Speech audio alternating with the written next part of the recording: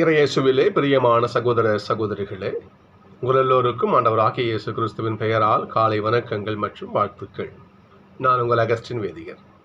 இன்று பிப்ரவரி மாதம் 23ஆம் தேதி 2026ஆம் ஆண்டு. ஆண்டவரின் மடியில் 5 நிமிடங்கள். ஒரு பொன்மொழி ஒன்று உண்டு. தாயை போல பிள்ளை, நூலை போல சேலைன்னு சொல்லுவாங்க.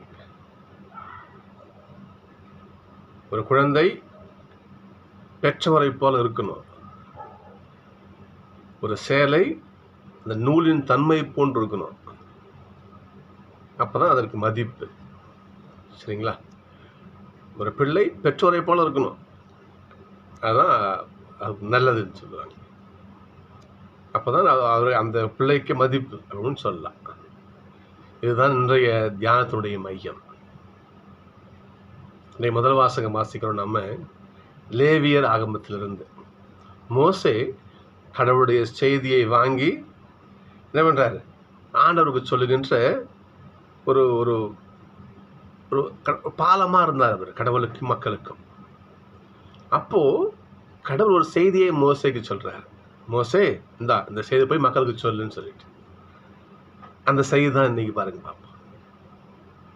நீ இஸ்ராயல் மக்களிடம் கூற வேண்டியது, இஸ்ராயல் மக்களே, நீங்கள் தூயவராயிருங்கள்.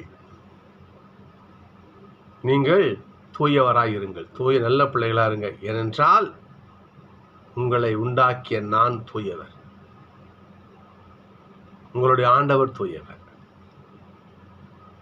அதெல்லாம் ஆழமாக கவனிக்கணும். நம்ம இஸ்ராயல் மக்களே, நீங்கள் தூயவராயிருங்கள்.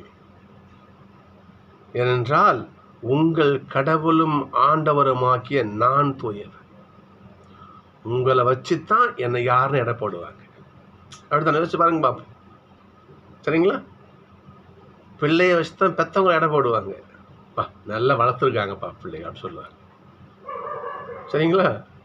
அப்போ ஒரு பிள்ளை தன் பெற்றோருக்கு ஒரு மரியாதையை பெற்றுக் கொடுக்கின்ற விதமாக வாழ்தல் மிக அவசியம். இங்க பாருங்க, வாசகத்தை பாருங்க. இங்க, பிள்ளைகளே, நீங்கள் தூயவராயிருங்கள், ஏனென்றால் நான் தூயவன். இன்றைக்கு சமுதாயத்தில் நான் மிகைப்படுத்தி சொல்றேன்னு தெரியல எனக்கு. கிறிஸ்துவ மக்கள் என்றால் ஒரு ஒரு நல்ல பெயரே சமுதாயத்தில் இன்னைக்கு உண்டு. ஒன்றும் வேணாம், நீங்கள் எங்கேயாவது ஒரு கியூ நிற்கிறீங்கன்னு வச்சுங்க, ஒரு பெயர் பதிவுக்கு கியூ நிற்கிறீங்கன்னு வச்சிங்களேன், எல்லாரும் பேரை சொல்லட்டும். ஒரு கிறிஸ்தவருக்கும் ஒரு பேரை சொல்கிறோமே, எல்லாம் நம்மளை கவனிப்பாங்க. நீங்கள் யோசிச்சு பாருங்க. உதாரணத்துக்கு ஒரு ஃபெர்னாண்டஸ் அப்படின்னு ஒரு பேர் உச்சரிக்கணும்னு வச்சிங்களேன், திரும்பி பார்ப்பாங்க நம்மளை.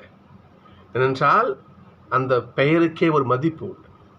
நான் மெய் சொல்கிற பொய் சொல்கிறது தெரியும், நீங்கள் அதை அனுபவிச்சு தெரியும். நான் வேதியருக்கு படிக்கின்ற முன்பாக ஆட்டோ ஓட்டிகிட்டு இருந்தேன். அப்போது ஒரு இந்து சகோதரர் ஒருத்தர், அவர் பேரை சொல்ல விரும்பலை, ஒரு சகோதரர் நண்பர் அவர் இருந்தார். அவர் என்கிட்ட கேட்டார், அகஸ்டின், நீங்கள் சண்டேயில் என்ன பண்ணுவீங்க அப்படின்னு அவர் என்கிட்ட கேட்டார். அப்போது நான் சொன்னேன், என்ன சண்டே சர்ச்சுக்கு போவோம், அதுக்கப்புறம் எல்லாம் சாப்பிடுவோம், அப்படியே சண்டே சினிமாவுக்கு போவோம் அப்படின்னு ஒரு கேஷுவலாக சொன்னேன். அப்போ அந்த சகோதரர் கேட்டார், நீங்கள் சினிமாக்கெலாம் போவீங்களா அப்படின்னு கேட்டார். ஏன் அப்படி கேட்குறேன்? இல்லை, கிறிஸ்டியன்ஸ்லாம் சினிமாக்கெலாம் பார்ப்பீங்க அப்படின்னாரு. கிறிஸ்தவர்கள் சினிமாவுக்கு கூட போக மாட்டாங்க. அது ஒரு பொழுதுபோக்கு தான், அதை கூட செய்ய மாட்டாங்க இவங்க கிறிஸ்தவர்கள். அவங்களோட வாழ்க்கை தரம் வேறு என்று அந்த சகோதரர் நினச்சிருக்காரு பாருங்க பாப்பா. எந்த அளவுக்கு ஒரு கிறிஸ்தவரை எங்கே வச்சு பார்க்குறாரு பாருங்க. அப்படி நம்மை இந்த சமூகம் கவனிக்கும், நாம் எப்படி வாழ செஞ்சு பாருங்க பாப்பா. அவர் சொல்ல பாருங்க இங்கே, மக்களே, என் பிள்ளைகளே, நீங்கள் தூயவராய் இருங்கள், என்றால் நான் தூயவன். தூய பிள்ளைங்க எப்படிலாம் இருக்கணும்? இன்னைக்கு பெரிய லிஸ்டே இன்னைக்கு என்ன பண்ணுற 2 வாசகமும் சொல்லுது நமக்கு. களவு செய்யாது, பொய் சொல்லாது, ஒருவரை ஒருவர் வஞ்சிக்காது, பொய்யான இடாது, கடவுள் பெயருக்கு இழுக்கை உண்டாக்காது, அடுத்திருப்பவரை ஒடுக்காது, கொள்ளையிடாது, வேலைக்காரன் கூலியை கொடுக்க காலம் தாழ்த்தாது, அநீதியாக தீர்ப்பிடாது, ஒரு நபரை தீய வழியில் போய் தள்ளி விடாதுங்க. படிச்சு பாருங்க பாப்பா, தூயவருக்கான இலக்கணங்கள். அடுத்து இன்னும் கீழே பாருங்க பார்ப்போம், 2ஆம் வசனம் பாருங்க பார்ப்போம். ரஷீது வாசகத்தில் ஒரு ஏழைக்கு உதவி செய். எசப்படி வார்த்தை, ஏழைக்கு செய்யும்போது எனக்கே செய்வீங்க. தூய்மையான வாழ்க்கை. சொல்களே, இந்த வாசகத்தை முழுவதும் படித்தால் நமக்கு நேரம் பத்தாது. வாசிச்சு பாருங்க. நீங்கள் தூய பிள்ளைகளாக இருந்து இதில் ஒரு வார்த்தையில் கவனிக்கணும், கடவுளுடைய பெயருக்கு இழுக்கு வருவிக்காதீங்க. நம்மை பார்த்து கடவுளுக்கு பெருமை சேரணும்.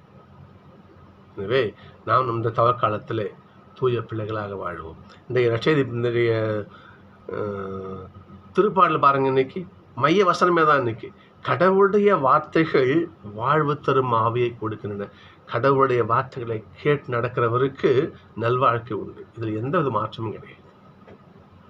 எனவே சகோதரர்களே, கடவுளுடைய வார்த்தையை கேட்டு தூய பிள்ளைகளாக வாழுவோம். அவனுடைய ஆசையால் நல்வாழ்க்கையை பெறுவோம். சந்திப்போம்.